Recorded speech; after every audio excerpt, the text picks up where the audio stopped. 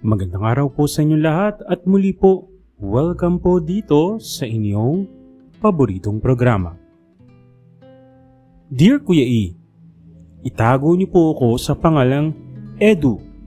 Isa po akong bisexual, 5'8", katamtamang katawan at itsura. Dati po hindi ako fanatic ng same-sex relationship or should I say hindi ako naniniwala. I witnessed friends na naging unsuccessful ang relationship kaya natatakot akong pasukin ng ganong relasyon. Pero sabi nga nila, paano mo nga ba pipigilan ang makulit na puso? Sa tuwing magiinuman kami, Kuya E, ng mga bi friends ko, nag-iimbita sila ng ibang makakasama sa group page. At minsan, may pumupunta naman. New friends, new circle. Minsan, may flings, minsan may love. Pero ako, hindi ako nakikipag-hook up. Kahit sila pa yung lumalapit sa akin, sabi nga nila, marami raw akong pinalampas. May lalapit pa lang o alam kong makikipag-clue sa akin ay sasabihin kong hindi ako pwede. Kadalasan after ng mga meet-up, may mga nagchat-chat or message din sa akin but i-decline ko agad.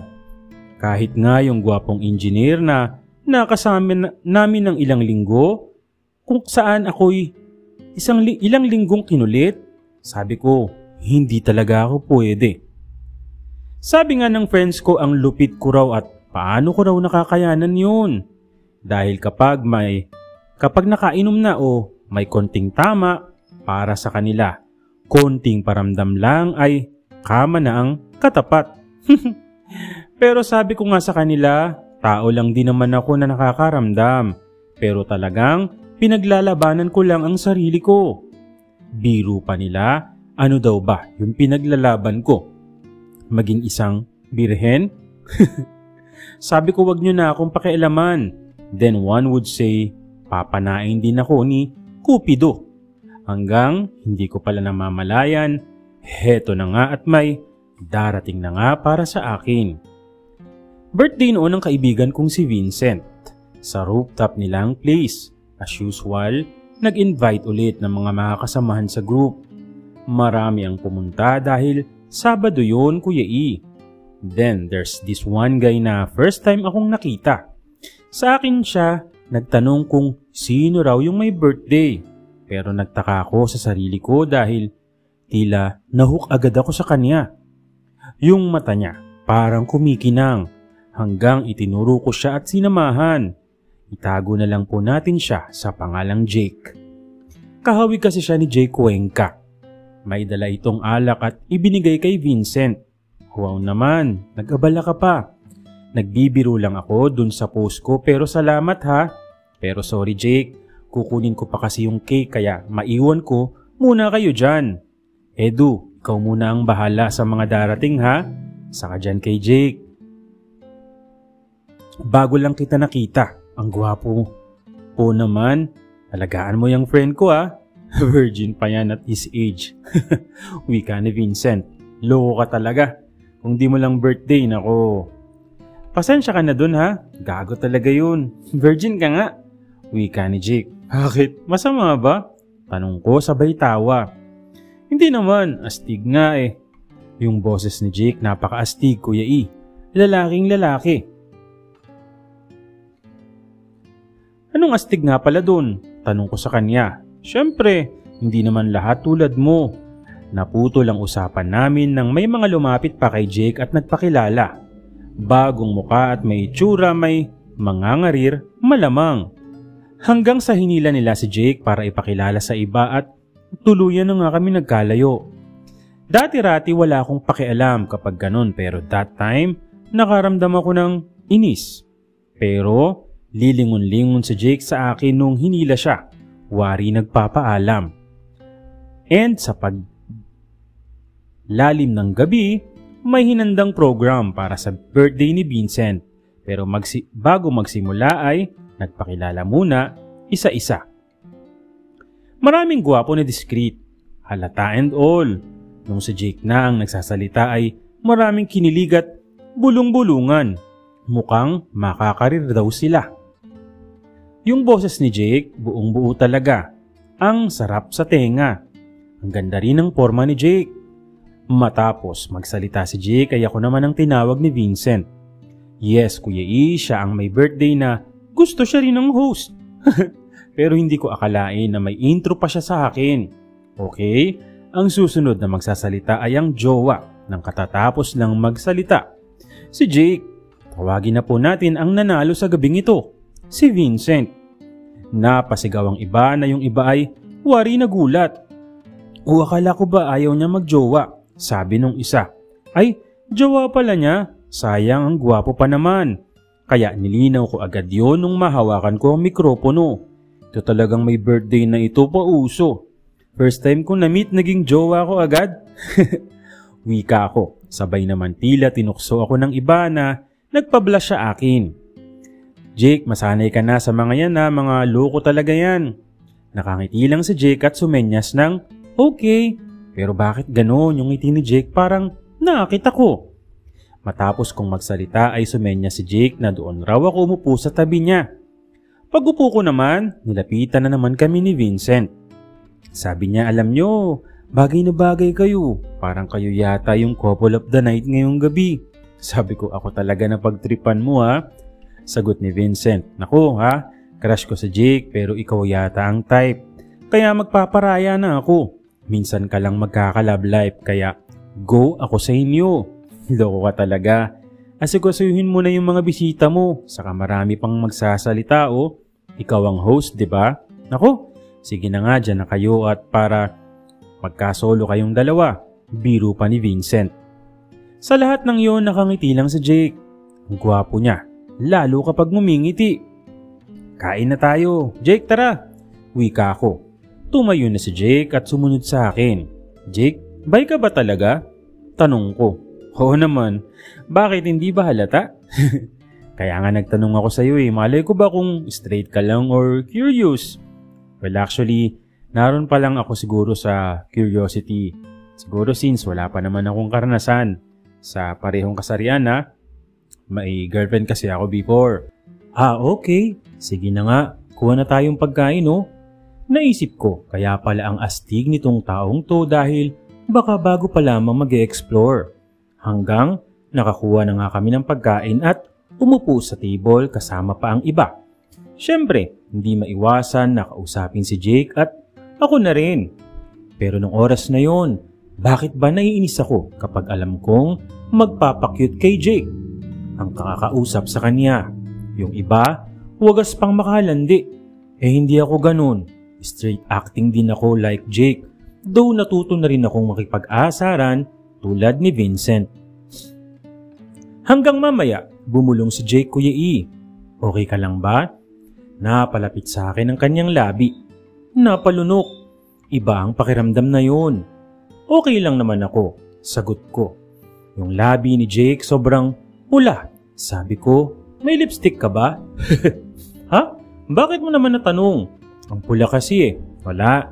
Natural yan. Lagi kang natatanong sa akin yan kung may shiner or lipstick. All natural yan. Ganun ba? Para ka nga kasing naka-lipstick. Bigla kong nahawakan ng labi niya na tinanggal ko naman agad. Nagulat ako sa ginawa ko. Ano bang naisip ko para gawin yun? Hanggang nagulat ako kay Vincent na kumanta ng Kapag Tumibok ang Puso. Sabay kindat sa akin. Ano bang meron tong gabing ito? Hindi pa nga ako nakakainom, sabi ko sa sarili ko. After namin kumain ay syempre, nag-inuman na kami, Kuya E. Dalawa ang umiikot na tagay. Para daw mabilis, sabi ni Vincent. Walang pass ngayon ha? Edu, hindi ka pwedeng mag-pass o kung gusto mo, ipasala mo kay Jake. Tawa ni Vincent. Ikaw ha? Nakakarami ka na, loko ka. Nakakaya kay Jake. Okay lang, biglang sagot ni Jake. See? Okay lang sa kanya. Type ka rin ni Jake eh. Napatingin naman ako kay Jake na tila nagulat sa sinabi ni Vincent.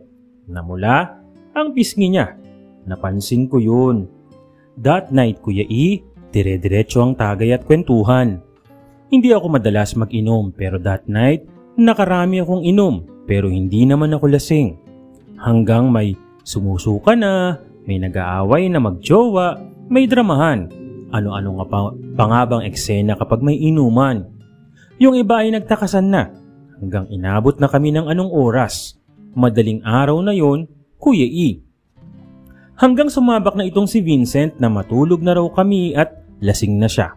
Jake, malayo uwian mo, may isang kwarto pa dun, pagbaba mo sa 3rd floor. Doon na kayo nitong si Edu. Uuwi ako, uy. Nako, hindi ka na yata pwedeng umuwi. Mahiya ka naman kay Jake. Oo nga, sabi ni Jake. Oo nga ka dyan, uwi ka ako. May mga nagiinuman pa, pero si Vincent pumasok na dahil antok na raw siya. Pero nagbili naman na may mga pwede silang tulugan doon. Nag-inuman pa kami hanggang magsalita si Jake. Huwag ka nang umuwi, samahan mo ako. Yung salitang yun ni Jake, Kuya E, parang may gayuma dahil napa-oo ako. Maraming beses na akong nag-inom doon kina Vincent pero gusto ko pa ring umuwi after ng bawat inuman. Pero iba ang gabi na yun, Kuya E. Hanggang sasabihin ni Jake na tara, tulog na tayo, ay tumayo lang ako at sinamahan siya pababa doon sa kwarto. Hanggang pagpasok sa kwarto, bigla akong hinalikan ni Jake pero hindi mabilis na halik. Yung parang may feeling. Napapikit ako dahil yun ang first kiss ko. Hanggang sa mabilis ang naging pangyayari. Bumigay ako in short. Naibigay ko ang lahat, Kuya E. Hindi ko alam bakit nagtiwala ako kay Jake that morning. Ang sakit ng likuran ko nung nagpunta akong banyo. Pagbalik ko sa kama, niyakap ako ni Jake at hinalikan. Sorry nasaktan ka ata. First time ba naman? Sabi ko, don't worry, pananagutan kita. Loko, sabi ko, hindi nga. Totoo naman, matagal na kitang gusto. Huh? Anong matagal ng gusto? Lagi kaya tayong magka-chat. Nagtaka ako hanggang sabihin niya na siya ang laging nagchat-chat sa akin. Kinuha niya ang cellphone niya, Kuya E, at minessage ako. Doon ko lang na-realize, siya pala yung kachat ko na Ekaj ang name. EKAJ. Nagulat ako kasi yung chatmate ko na yon medyo na-weirdan ako dahil lagi siyang nagme-message. Kumusta raw ang inuman kapag nakikita niya sa group. Lagi niyang sinasabi sana raw ma-meet niya ako. Everyday niyang sinasabi na ingat ako.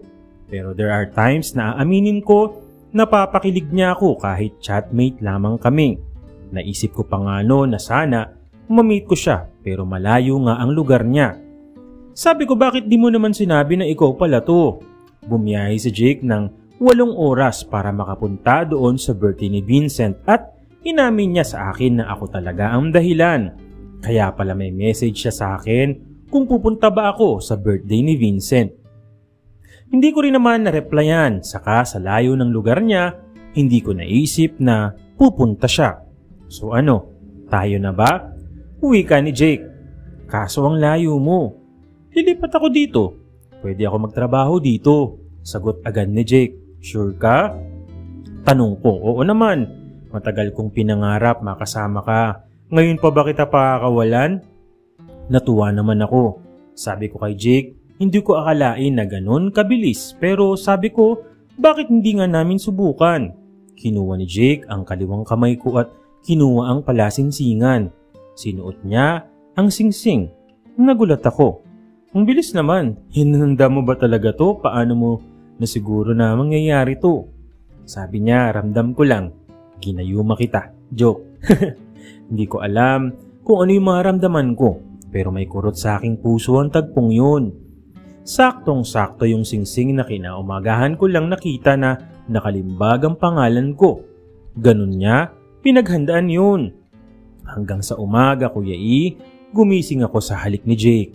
At nalaman ko rin na sinadya pala niya na sa akin magtanong kagabi. At alam din pala ni Vincent na may gusto sa akin si Jake kaya pinaglalapit niya kaming dalawa. Unang meet man namin yon ni Jake pero 2 years na kaming mag-chatmate. Hanggang sa nagtrabaho nga siya sa Maynila at kumuha ng kondo, Kuya E, dahil galing siya sa isang mayamang pamilya. At 5 years na kami ngayon. Sana po, Kuya E, ay nagustuhan nyo ang aking kwentong pag-ibig. Okay, Edu, muli, Maraming salamat sa iyo at muli po ay maraming salamat po sa patuloy na sumusubaybay, sumusuporta dito po sa inyong paboritong programa. Maraming salamat po sa inyong lahat.